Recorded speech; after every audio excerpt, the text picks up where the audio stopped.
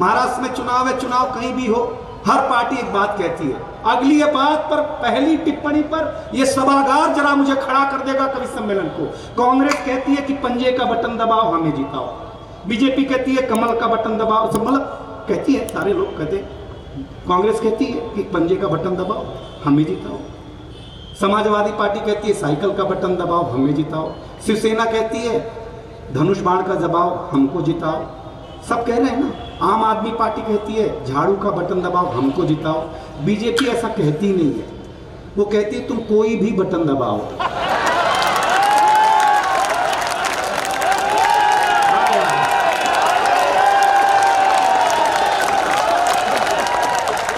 और आप जोरदार तालियां उठाओ।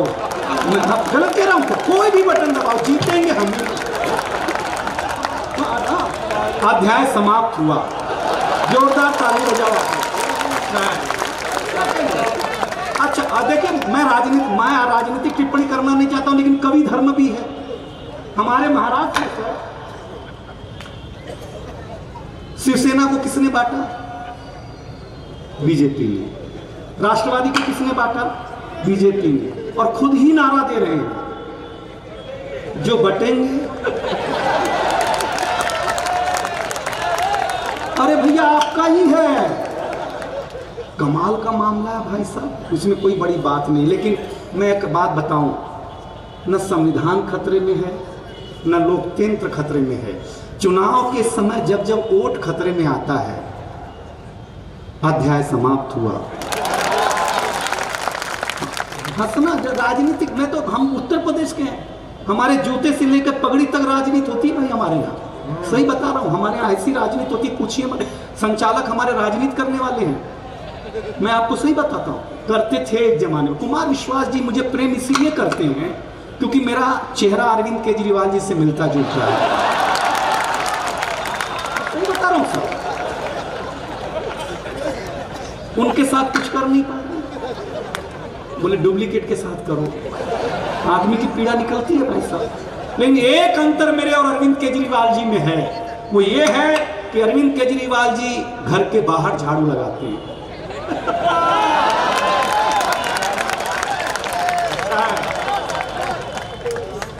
और कमलनाथ जी की ताली ने बताया कि घर में उनकी भी हालत ठीक नहीं है।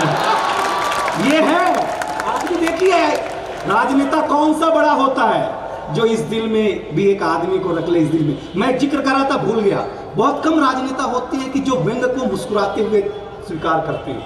मैंने एक ऐसे आपके नेता देखे कमलनाथ जी को, और एक मैंने और नेता देखा छत्तीसगढ़ के भूपेश बघेल जी।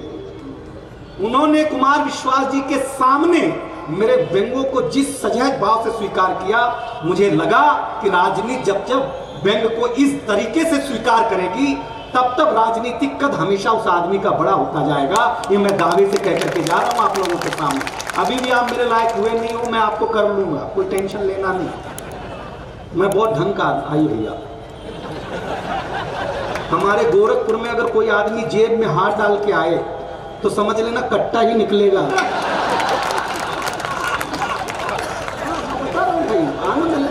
कोई टेंशन लेना नहीं भाई। हाँ, आप यहाँ तो क्या निकलेगा मेरे को मालूम नहीं है भाई साहब, लेकिन आप लोग सच मुझे अच्छा सुनते। लेकिन मैं इस कवि सम्मेलन, देखिए क्या है, दिल्ली की हर पार्टी सर कह रही है, हर पार्टी, पूरे देश में हमारी हवा है, पूरे देश में हमारी हवा है, पूरे देश में हमारी हवा है। और प्रदूषण विभाग कह रहा है कि हवा बहुत जहरीली है। व्यंग इसी को कहते हैं। हम व्यंग के माध्यम से आपको सुन रहे हैं, लेकिन अब आप मेरे हो गए हो। आप कविता कान का नहीं, ध्यान का विषय है। आप ध्यान से सुनेंगे तो आपको आनंद आएगा। अनिल बख्शी जी बहुत पुराने कविता प्रेमी और कविता सुनाते हैं। अब मैं इनसे ताली चाहूंगा क्योंकि ये कविता का रंग परवान चढ़ना चाहता है। ये कविता का रंग जब हरिवंश राय बच्चन की कलम में उतरा तो उन्होंने लिखा, रंग बरसे भीगे चुनर वाली, ये रंग आस्था की चौखट पर आया तो मीरा ने गाया, श्याम पिया मोरी रंगे चुनरिया, ऐसी रंग दे कि रंग नाही छूटे रामा, धोबिया धोए चाहे सारी उमरिया। ये रंग फिल्मी पर्दे पर आया तो सुनील दत्त साहब ने कहा कि रंग और नूर की बारात किसे पेश करूं, ये मुरादों की हंसी रात किसे पेश करूं। ये रंग शायरी में आया तो शायर ने कहा, इसी रंग रंग में रंग है, तुझे रंग रंग में रंग दिया, मेरा रंग आया है रंग पर, तेरा रंग चढ़ के उतर गया। ये रंग कविता में आया तो कवि ने लिखा, इस रंग बदलती दुनिया में मैं रंग बेचता हूँ। और छिंदवाड़ा जरा कमलनाथ जी को तालियों से और मेरी हिम्मत बढ़ा देना। ये रंग जब 23 साल के नौजवान के सर चढ़ करके बोला तो गली गली में भगत सिंह ने गाया, मेरा रंग दे बसंती चोला माए, ये कविता का रंग है। ये वाली ताली पहले बजा देते तो इतना खून खराबा नहीं करना पड़ता ना यार। अच्छा, जरा सा हिम्मत दिया करो आप लोग। भाई बहुत अच्छे लोग हैं, बहुत बहुत अच्छा व्यवस्था है, बहुत अच्छी व्यवस्था है। सर मैं आपको बताऊं, हमारे उत्तर प्रदेश में वोटिंग हो रही, वोटिंग, एक आदमी 5 मिनट ईवीएम के सामने खड़ा रहा।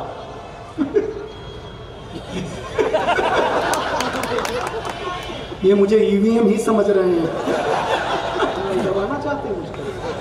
हाँ हाँ सर, ईवीएम के सामने 5 मिनट सर मुख्यमंत्री साहब खड़ा रहा। तो ये पोलिंग बूथ ऑफिसर ने डांटा, तुमको समझ में नहीं आता किसको वोट देना, इतना लंबा लाइन है वोटिंग का, वोट दो और आगे निकलो। उसने कहा मुझे पता है। तो बोले क्यों 5 मिनट से क्यों खड़े हो? बोले यार एक बात याद नहीं आ रही है कि शाम को 500 रुपया और दारू की बोतल कौन दे के गया। अध्याय समाप्त हुआ। ये है व्यंग, राजनीति का व्यंग इस तरीके से समझा जाता है। लेकिन क्या सुन रहे हैं आप लोग? मुझे आशा नहीं थी कि छिंदवाड़ा पहले कभी को इतना प्यार दे देगा। इतने सारे कैमरे लगे हुए हैं, हम तो क्या व्यंग के अलावा हमारे पास कुछ है ही नहीं। हम आपको बताएं, ये जो पुरुष बैठे हैं, आपको एक जानकारी देता हूं, एक लाइन की जानकारी है सर। हम पुरुष लोग स्वच्छता में भरोसा करते हैं। अच्छा, महिलाएं बिल्कुल स्वच्छता में भरोसा नहीं करती हैं, बिल्कुल नहीं करती। मेरा दावा ठीक लग जाए तो जरा तालियां का गर्मजोशी से स्वागत करना इस व्यंग को सुन करके, भाई सुन करके। मैं आपको बताऊं, हम पुरुष लोग नाई की दुकान में जाते हैं, दाढ़ी बनाते हैं, बाल काटते हैं, आ करके तुरंत नहाते हैं, क्योंकि हम स्वच्छता में भरोसा करते हैं। और अच्छे, आपने कभी किसी महिला को ब्यूटी पार्लर से आने के बाद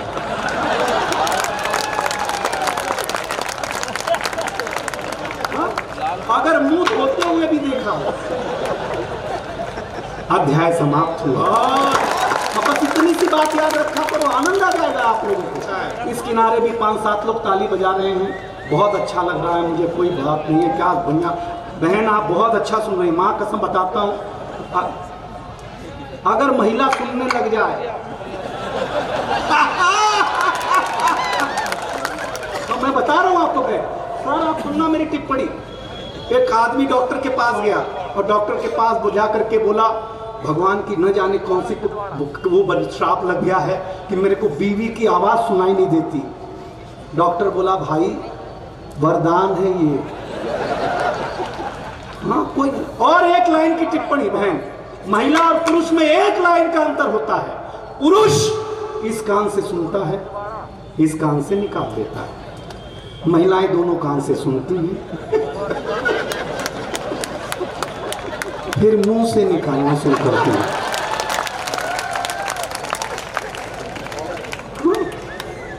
क्या महिलाओं का जो योगदान है सर जीवन में किसी का हो सकता है क्या?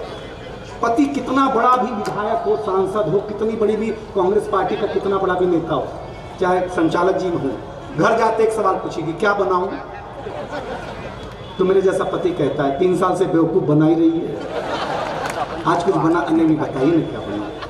आलू भिंडी कर दे, अरे बच्चे नहीं खाते ना, दाल फ्राई कर दे, दादाजी को हजम नहीं होता ना, खिचड़ी बना दे, बीमार हो क्या? लास्ट में ये आपको वही खिलाती है जो पहले से बना के रखा हुआ है। लेकिन आपसे पूछा ऐसा जाएगा कि आप पति परमेश्वर हो, गलत फहमी है आपकी। आप कोई पति परमेश्वर नहीं हो भाई साहब, मतलब इनका योगदान है। लेकिन दुनिया में आपको सच बताता हूँ, आप लोग क्या बढ़िया सुन रहे हो। मैं तो उत्तर प्रदेश का हूँ सर, मैं आपको बताऊँ, हम 5 साल के थे तो हमारे पिताजी हमें स्कूल में जमा कराने ले गए।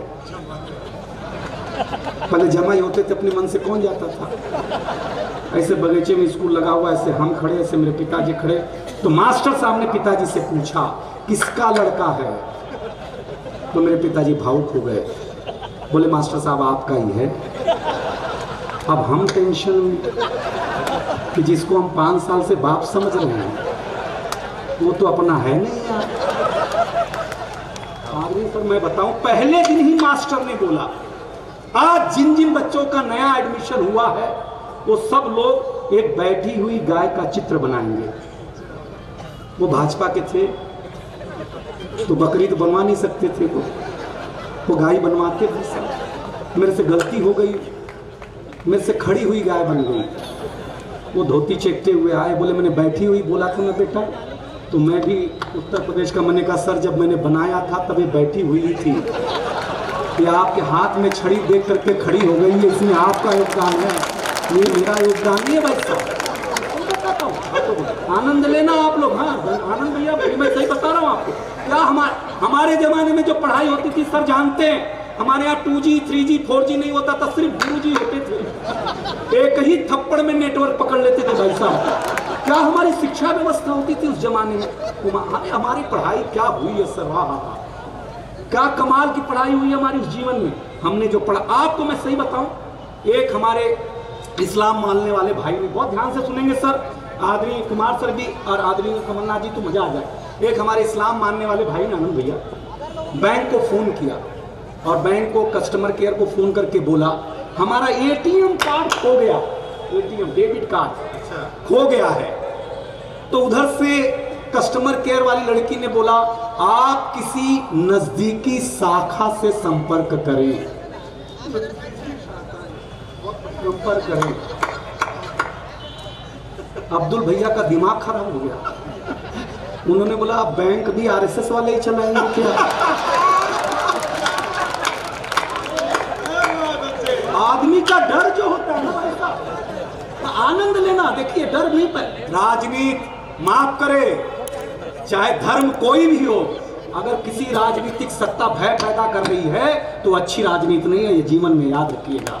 आदमी को भरोसा होना चाहिए कि मैं जहां भी हूं सुरक्षित हूं, चाहे वो किसी धर्म का हो, तो वो राजनीति बड़ी होती है। आपकी तालियां हिम्मत देनी चाहिए मुझे, ये बोलने की ताकत नहीं रखता, कोई भी राजनीति क्या बात है।